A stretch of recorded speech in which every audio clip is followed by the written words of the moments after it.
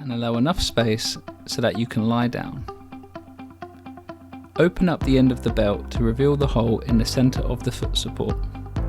Place your heel in so that it sits in the hole. Apply the first strap going across the front of your ankle, wrapping it around to attach to itself.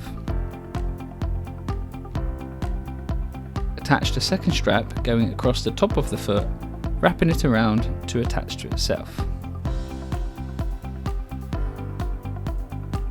Hold the end of the belt and put it so that it is tight.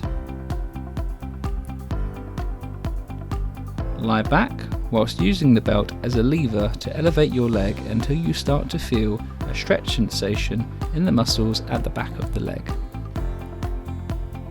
Keep your knee straight throughout the technique. To increase the stretch, place your hands through the loops on the belt that are further away from you. This will elevate your leg higher and increase the stretch intensity.